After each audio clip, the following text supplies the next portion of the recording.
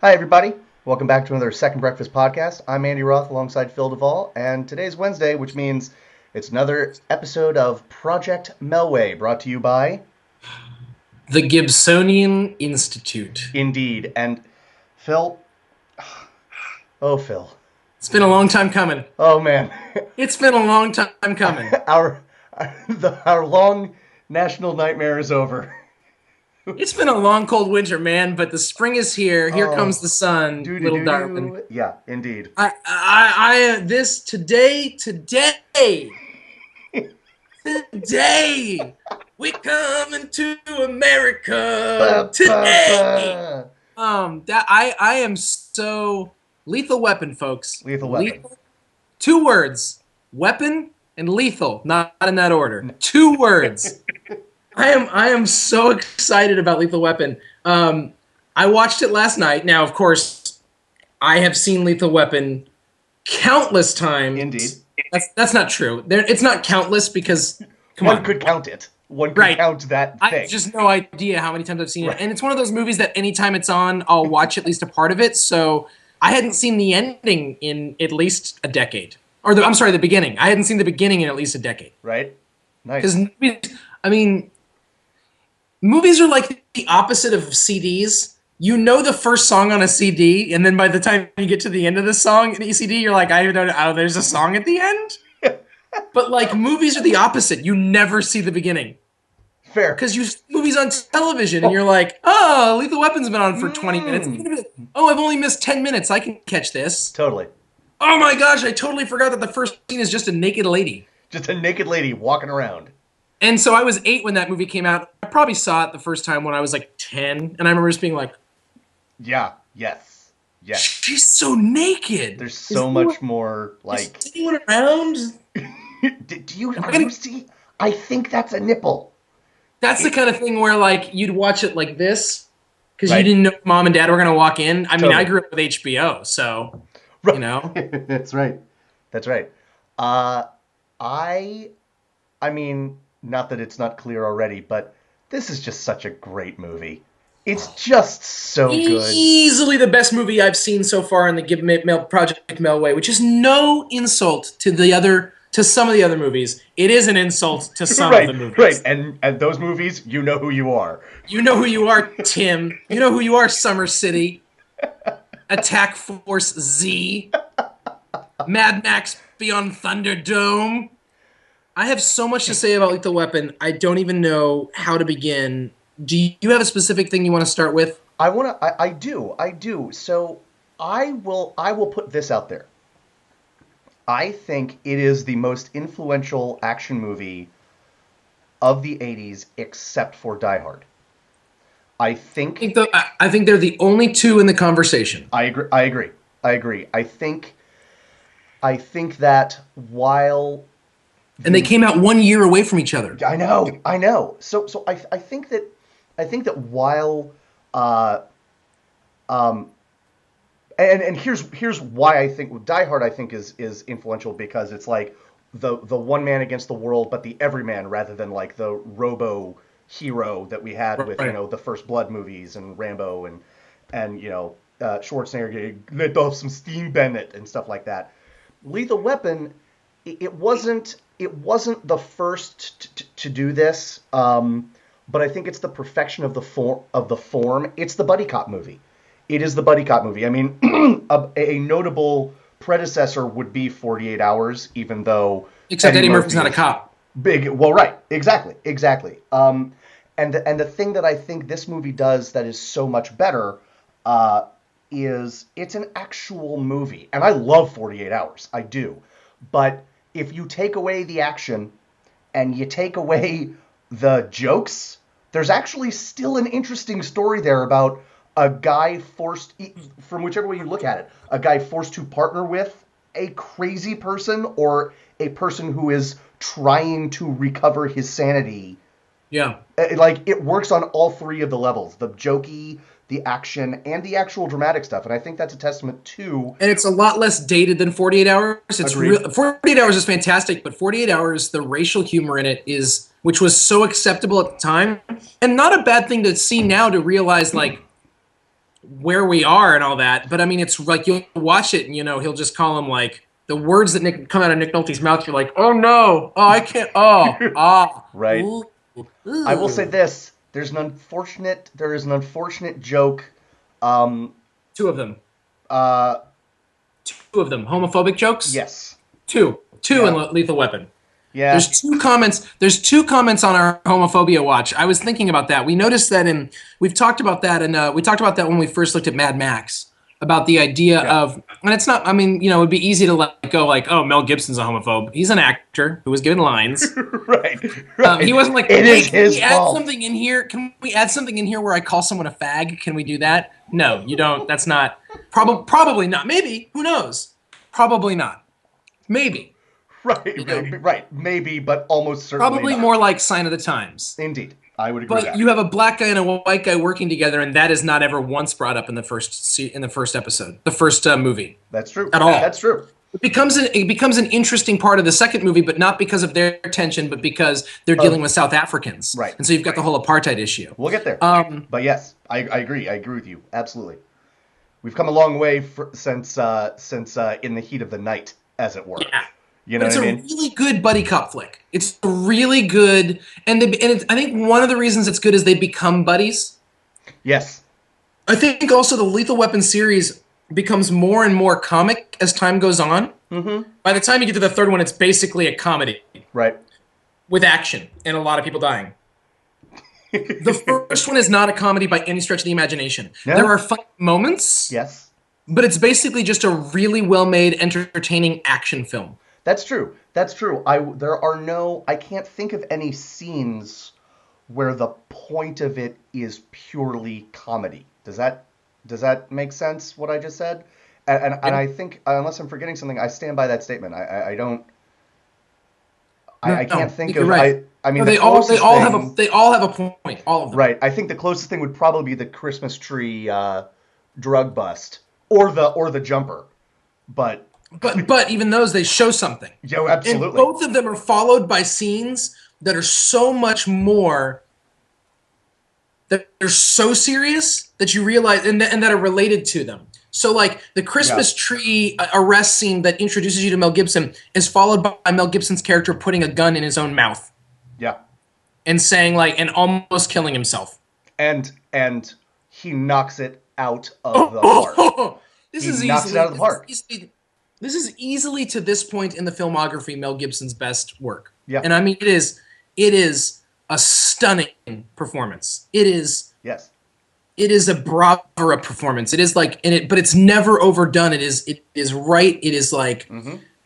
but so there's that scene, and then the scene where he jumps off the boat. The what he does, there's a jumper, and he gets to the guy, and he attaches his handcuffs to the guy, Yep. and then the guy's like, "Oh, I'm gonna take you with me," and he's like, "Really? Do you really want to jump? Fine, let's jump." But he doesn't like joke around about it. He says that for like a second. He's like, "I want to. Let's do it," and then they jump. Which it's a really bad flaw in the film. You can actually see when they jump that they're not handcuffed together anymore. It's true. They're holding hands. Like there's a moment. There's a moment where you're like, "Oh, that was poorly filmed," but it's such a cool. And it's like really one of those moments. And they jump because he jumps onto like one of those air things. So Right, they it's live. not like that's the end of the movie because they both die. For But the those who haven't scene, seen it. but instead of being like wah wah wah, which is how we remember it, Right.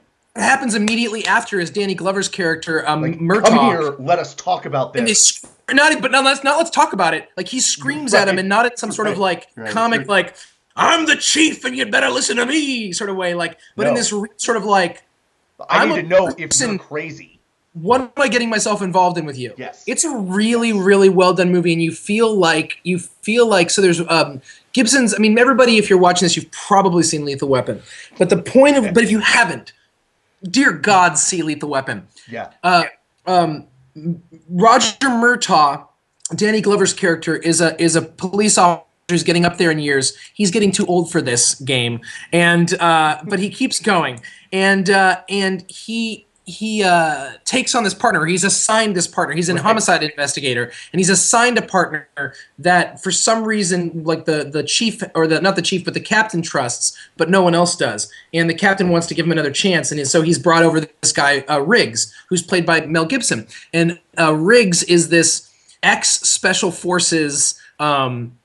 Ex special forces Sniper. He's a sniper, Yeah.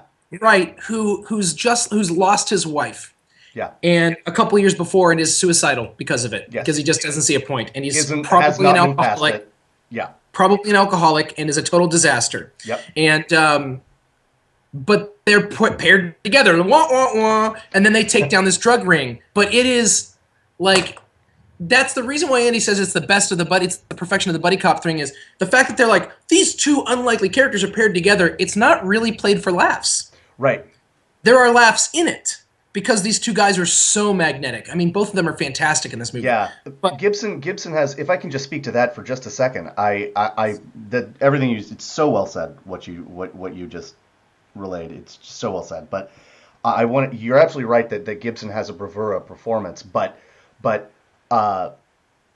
Danny Glover is the less showy of the parts, but he really grounds it. He grounds the yes. movie, and he grounds Mel Gibson. Which is not to say that Mel Gibson is bad in any way, but if he were sort of off in his own orbit, I feel like the movie wouldn't have worked nearly as well. The movie starts with Bad Boys. That's why Bad Boys is never going to be the movie that this is. That's why I agree. Bad Boys is never going to be, because both of them are, to some degree. One of them pretends to be more like buttoned down, but it's not the same level of it. They Agreed. don't ever. You really get a sense that Murtaugh is a family man who cares about his family. And what ends up being interesting about Riggs is he's actually a family man. He's just lost his family. Right. Yeah, And that's so really well said. There's this an immediate connection with Murtaugh's family where he wants to be. He doesn't want to be a part of it in the sense of like, oh, I really want to be a part of this. But you recognize he gets invited into the house to have dinner with them, and he has dinner. And then the very next day, he shows up at his house and just walks right into his bedroom while he's sleeping. That's right.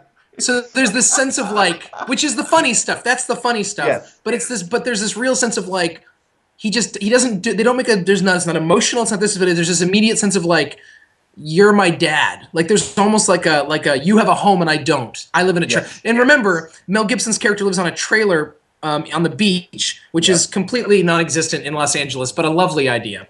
And the only beachfront property in Los Angeles is Malibu, and he doesn't live in. There aren't trailers on the Malibu beach.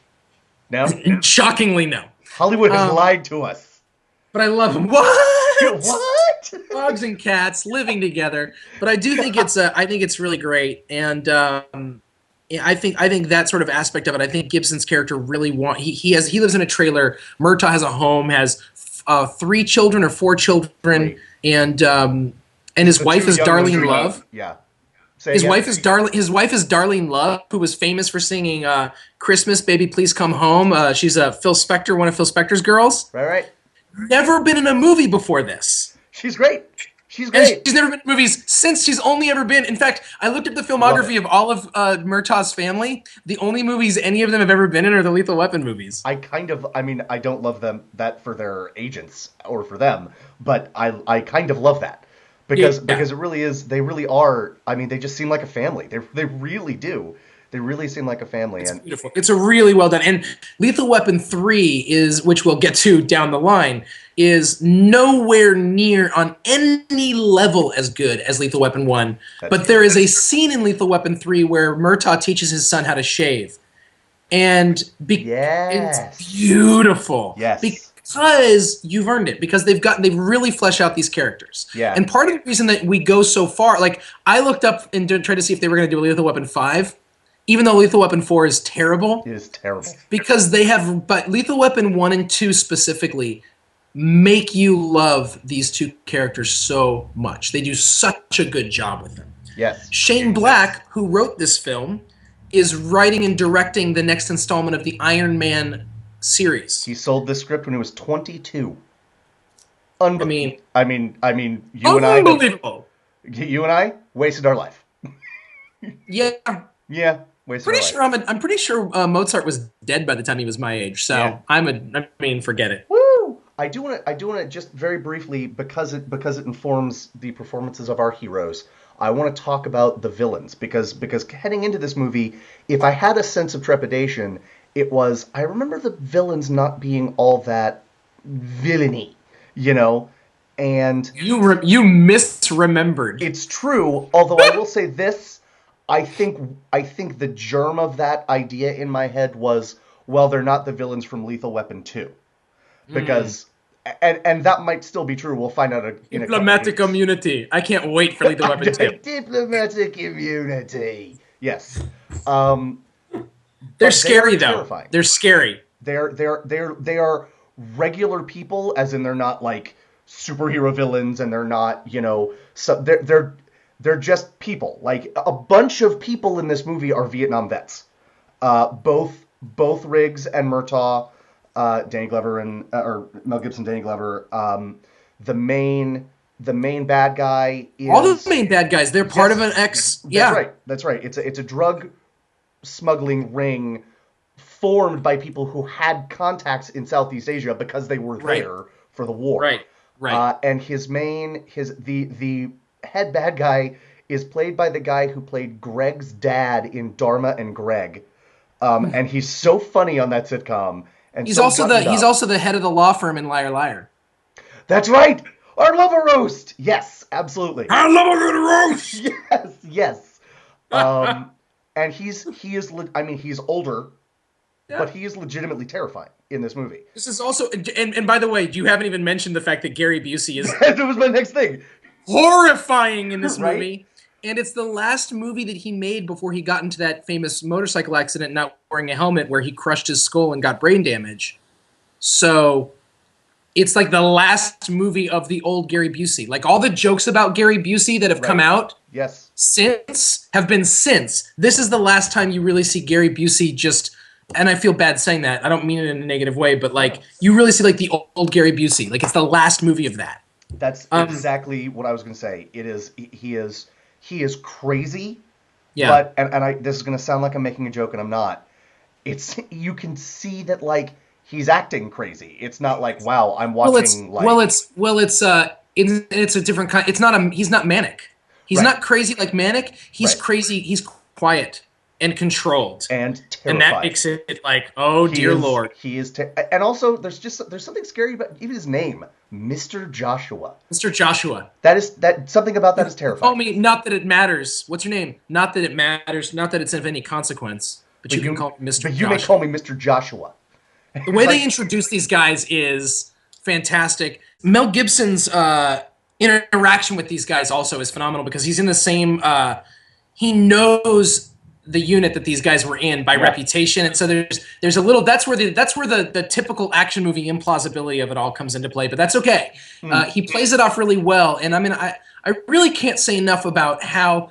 You said it, and I agree. Danny Glover's performance grounds Gibson's performance, but then Gibson's performance sort of grounds the rest of the movie in a really interesting way. You trust him. Like when he sees, for instance, there's a building that blows up, and he sees this device, and he recognizes what it is, and the look in his eyes, you go like, you believe that he's like, these guys are serious, and you believe that he knows what he's talking about. There's also the scene we mentioned before, after he jumps off a building with that other guy, and then Murtaugh's yelling at him, where he's really, really manic, and then all of a sudden, his eyes change completely. He's like, I gotta get something to eat. And you actually, like, if you've ever seen a crazy person kind of like, or a manic person go from manic out of it, it's like he does that. Yeah. Some things to say. You mentioned the homophobia watch, which I was going to mention. Although the scene that the other thing when you were talking about that, were you talking about when he? Which homophobic remark were you talking about? The one that I noticed, and I feel bad I didn't notice them both, but the one that I noticed was right after the house blows up and he's. Aha, right. That's the one. The other one is when they are figuring out what the crime was in one of the greatest sequences in the movie, which is the shooting range. Their interaction in the shooting range is. I will go this far as to say this. If you could only see one scene in the movie to understand them, watching that scene might be the one. Yes. But in it, they're talking about how they thought that this woman may have been sleeping with a man, but it turns out she might have been sleeping with another woman. Oh, I know what you're about to. Yep. It's a comment where he was like, well, he goes, same difference. I mean, more disgusting, but same difference. Right. And I was like, first of all, I don't know a lot of straight guys that would be like, two young, gorgeous women making out? Disgusting. So I thought that was an interesting anachronism. I thought that was like an interesting throwback Indeed. to another time sort of thing. Indeed. But whatever. I mean, you know, it is what it is. It's the '80s, and you take what you can get. But I think that's phenomenal. The other thing I wanted to say that I don't know matter is these are the things that there's two things I want to let you know. One is I told you Darlene Love had never been in movies before. She was on Broadway before when they made the Broadway musical adaptation of the Stephen King book Carrie. What? You're welcome, world. I Yes, suppose. that's a thing that happened. I suppose I And could have been guy more. Like, well, I suppose. I apologize for interrupting. I suppose it could have been more surprising if you said the adaptation of the Broadway musical Lethal Weapon, but only right. just. Only just. Carrie. Please continue. And when they made the stage version, the woman who played Carrie kept complaining because when they doused her with blood, it would ruin her in-ear her microphone. It would always get on her microphone, and they didn't know how to fix that problem. Fascinating. That play did not last, and it was one of the largest. It was one of the largest Broadway flops, money-wise, in history. But it was also. She was in it. I don't know what part she played. I couldn't find that information. But go look up the Carrie musical. It was written. The book of it, or the script for the musical, was written by the same guy who wrote the screenplay for Carrie. So you have that knowledge in your head now. So that's not a terrible pedigree. Wow, that's that. Thank you. That's. I mean, the best thing I've learned today. That's the best thing I've learned today. The other thing that I wanted to throw out there about this movie, and I really can't say enough. I think this really is. I can't wait for Lethal Weapon 2. But the other thing I want to say is I want to talk about it a little bit more in.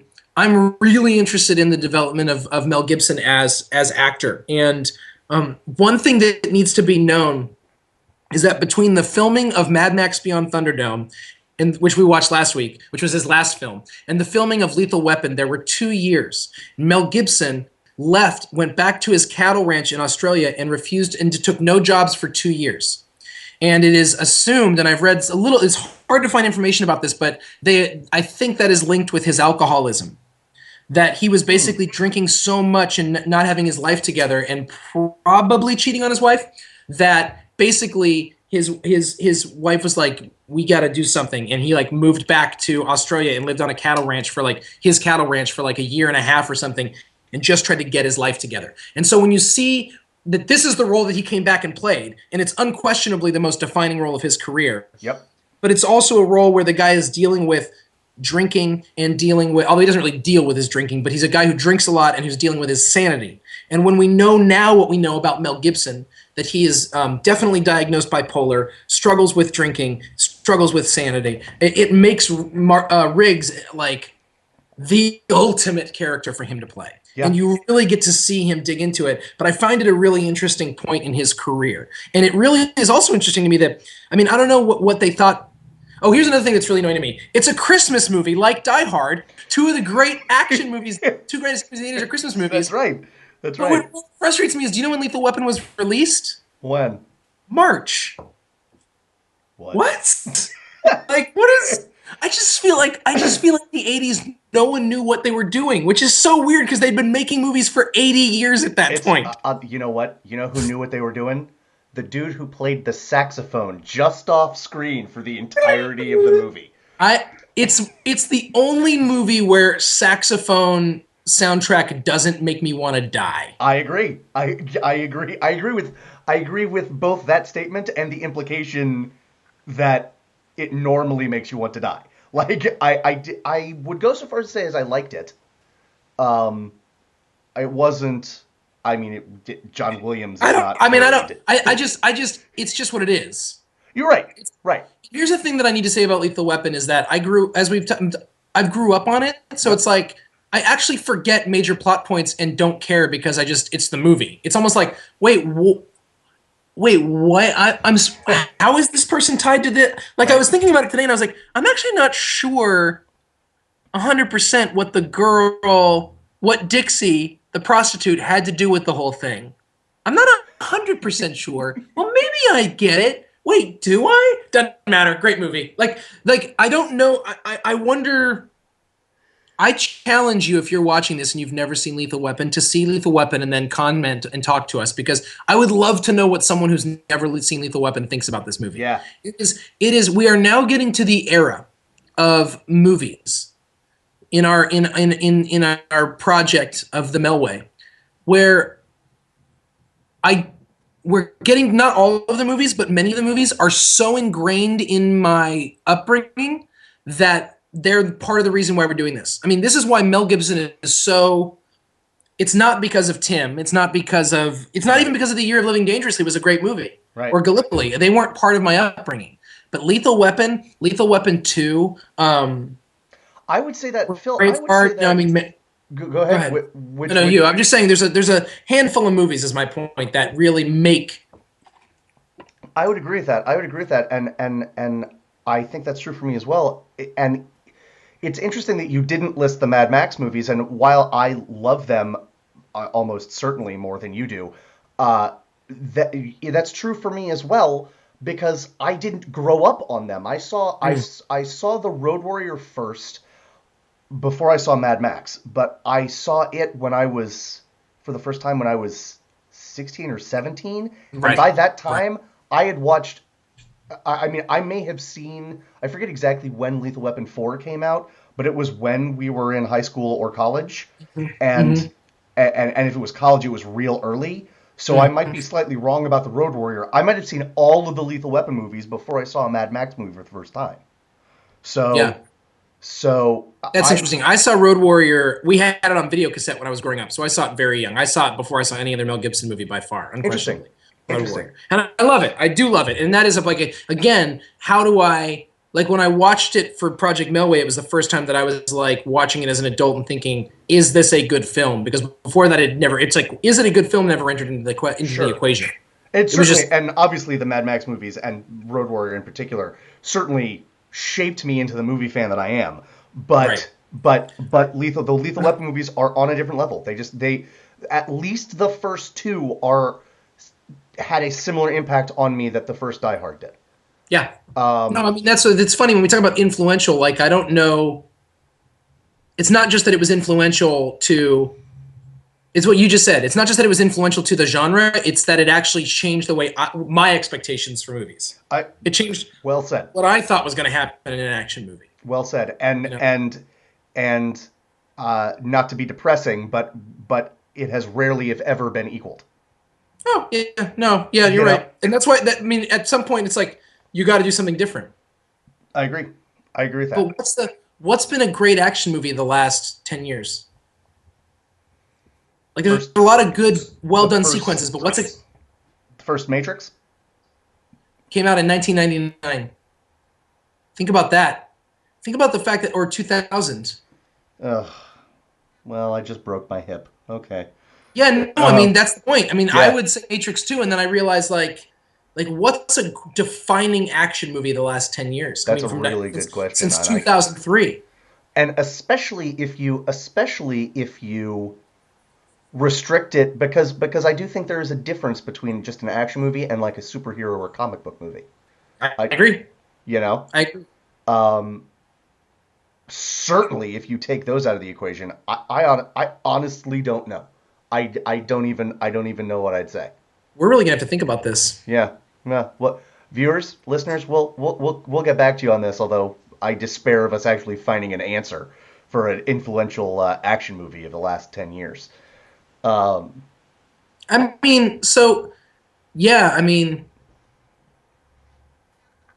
because we're putting it in a different category than the Avengers, because the Avengers is a comic book movie. Yep.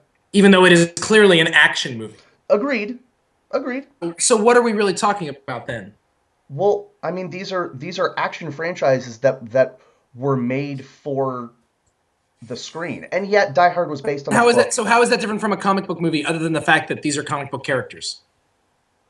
Well, I just think you have different expectations of action when you go to see a movie like, for example, Jack Reacher, which I would put in the same sort of genre, just like And I straight wonder if, action. fair enough. I wonder if we would put the Dark Knight, any of the Dark Knight movies in this category, since even though they're comic book movies, there's no superpowers. That's a really good question, and one that I'm not prepared to answer Either in the moment. we're going far Nice. afield right now, Indeed. so I think we need to spend some time on that. I'm interested in because Yeah. I'm really interested in this idea. But like, so when we talk about action movies, like, what are we really talking about? But like, I think we're talking about Lethal Weapon. That's the problem. Yeah, it's It helps true. if they're cops, so then they have a reason to shoot people. Right? Although, Agreed. I'd agree with yeah, that. yeah, there's a lot of shooting. There's a lot of killing people in this movie. To sum up, everybody, this movie just rocks. Plain and Oh, simple. It's just. there's also kung fu in it. That's right. That's right. Look, if you don't, unless you are just dead set against action movies as a genre, in which case I'm not quite sure how you found your way onto our YouTube or iTunes page, but welcome. Uh, Right? we accept everyone. The way you came in But is probably also the way you can go out. but if unless you are that type of movie watcher, if you watch Lethal Weapon and you don't like it, that's on you. Like I If just you watch the weapon and you don't like it, my response to that is, exactly right. Like I don't wait. I know the words you're using, but when you combine them in that way, I can't. It doesn't. You make no sense to me. Um, I mean, the answer to this is, of course, I have 12,000 years of things to say. But do you have anything else to say about Lethal Weapon? See it. so good. It's so good. There's so many things that we could do 20 podcasts on this. We could do a podcast just on the sexual tension between Riggs and Murtaugh's youngest daughter. Or oldest daughter. I'm Oldest. sorry. Whoa. Yeah. Sorry, oldest daughter. Yes. Like, we could do a whole podcast just on that because it goes for the entire 4 episodes. That's true. That's It true. is fascinating. We could do a whole thing on the fact that, like, talking about the villains, and are the villains more interesting than it just Yeah. this is just, we're just dipping our toe in the water, and I'm sad to say goodbye. But next week we're going to see we're going to see a Mel Gibson movie that I have never seen. That's very exciting. I mean, I'm functionally in the same boat because, frankly, I could not tell you. Uh, I could not tell you the last time I saw Tequila Sunrise. Tequila Sunrise, everybody. Tequila Sunrise. That's what we're seeing next. Do you think And it's named after the drink or the Eagles song? I feel like if I remember the movie better, I might be able to answer that. But frankly, I don't. But just Our to give first you topic of discussion next week. Indeed. Write it down. The next 3 weeks, so you can set your Netflix queues accordingly. Tequila Sunrise, Lethal Weapon 2, Oh yeah. Bird on a Wire. Bird on a Wire's fine. His chemistry with Goldie Hawn is fun. It's not a terrible film. I'm just so happy that the long national nightmare is over, and I'm sad to any sort of dip. I'm sad for any sort of dip, basically. Do you understand that 2 weeks from now we're going to be talking about Lethal Weapon 2, I regardless of do. anything else? I do. And you know what? That gives me hope for America, basically. All right. On the boats and on the Ba planes, ba ba. coming to Ba America, ba ba. never looking back Ba again. ba ba. All right. Okay. That's what you do for us, Mel Gibson. Thank That's you. that's right. The way you do the things you do. All right. I think that's just about all we could say about Lethal Weapon and any number of other topics that we covered here. Tune in next time, next Wednesday for Tequila Sunrise, the next installment of Project Melway, brought to you by the Gibsonian Institute. I am Andy Roth. That is Phil Duvall. We'll see you again real soon. Bye bye, Adieu. everybody.